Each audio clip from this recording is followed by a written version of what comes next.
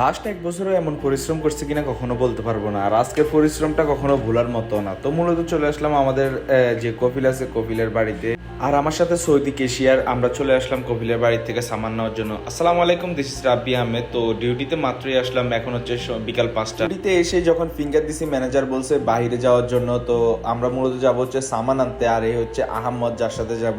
আর যে গাড়িটাতে করে যাব এটা হচ্ছে আমাদের কোম্পানির গাড়ি। এটাই সবসময় কোম্পানি সামানের জন্য ব্যবহৃত হয়। যেটাতে তেল নেই, এখন ম্যানেজারের টাকা দিয়ে গেছে তেল ভরার জন্য। আর প্রথমত আমরা যাব হচ্ছে পেট্রোল পাম্পের দিকে, আর একটু আমাদের দোকানের সামনেই হচ্ছে পেট্রোল পাম্পটা। তো চলে আসলাম আমরা পেট্রোল পাম্পের দিকে, যদিও একটু গাড়ির চাপ ছিল। এই সময়টা গাড়ির চাপ বেশিই থাকে সব দেশের মধ্যে, সন্ধ্যার আগে আগে একটু চাপ বেশি থাকে, কেননা সবার অফিস টাইম শেষ হয়। তো ও তেল ঢুকাইতেছে, আমি চলে গেলাম হচ্ছে বাকালাতে আমার রিতা নেওয়ার জন্য, আর ওর জন্য একটা পেপসি নিয়ে নিলাম। তো এগুলো নিয়ে সামনে কাউন্টারের দিকে চলে গেলাম, কাউন্টার থেকে কাজ সেরে চলে আসলাম গাড়িতে। আর এখন এটা খেতে খেতে চলে যাচ্ছি